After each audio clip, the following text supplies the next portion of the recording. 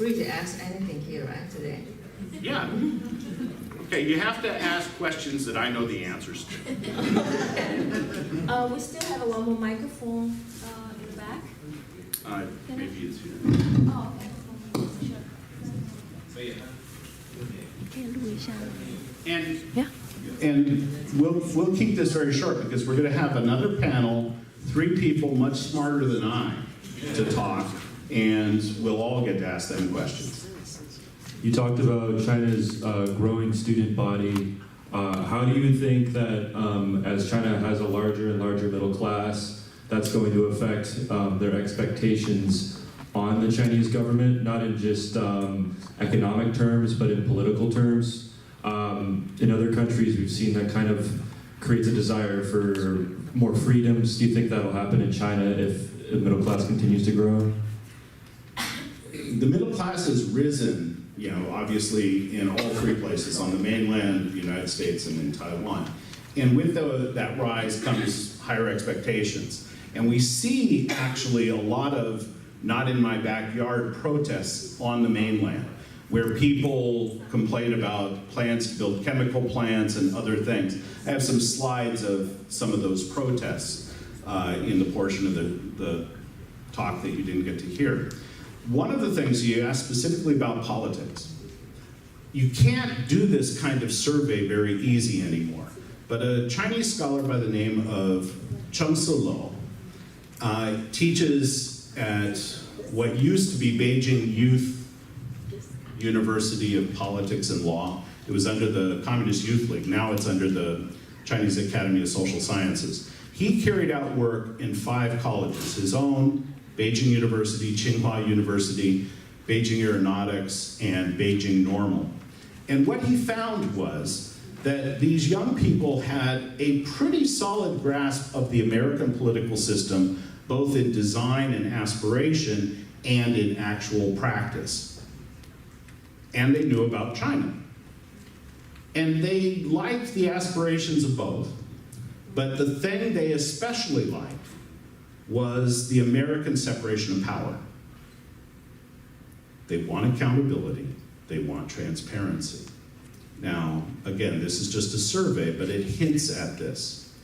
And you get some of this when they watch certain television shows like Prison Break and House of Cards and some other kinds of things, where they get a sense of powers being held to account by other powers, not something that's possible in China. There's another question.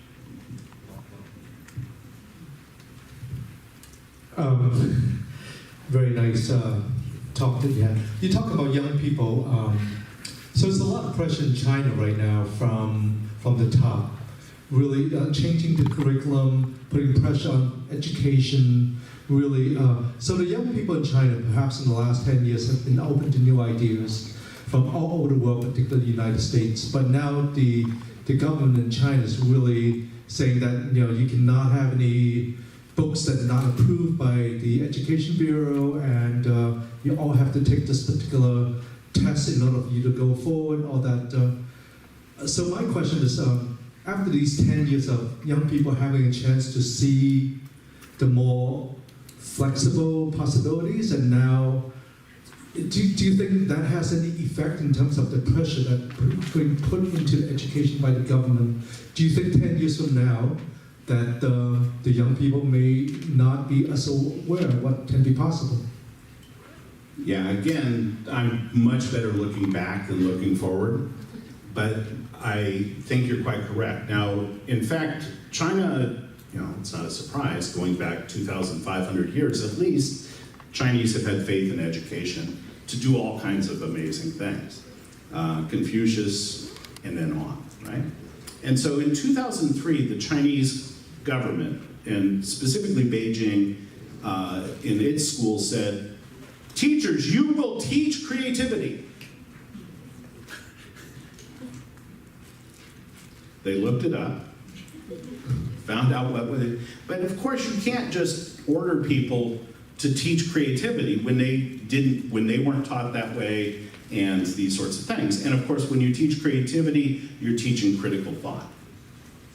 And that's a challenge. And so that starts in 2003, and those issues certainly continue. Xi Jinping, upon coming to power, was absolutely determined to manage public opinion.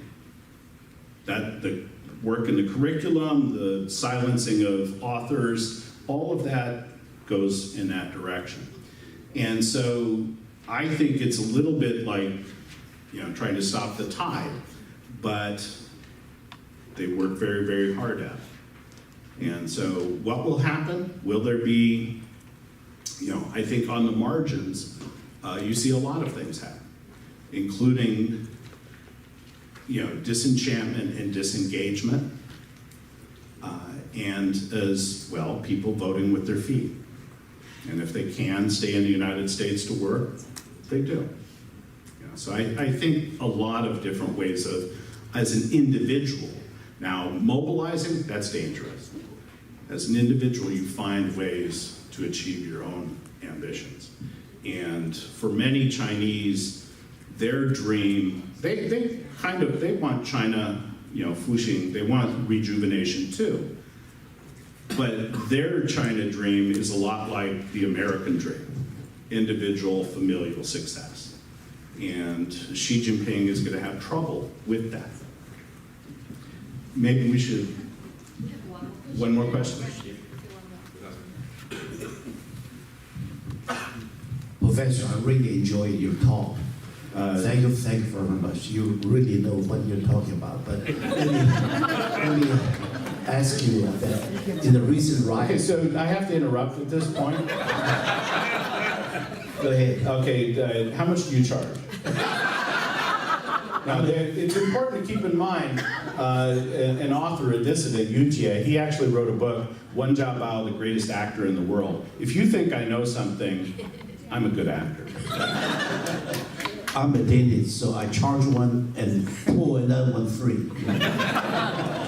Okay, my question is, in the recent riot in Hong Kong, there are reports that the American government using CIA to behind it, and some reports that even Taiwan sent money or something.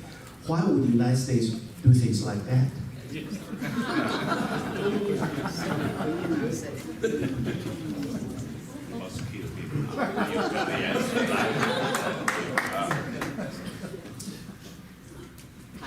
I'm a historian, and in the past,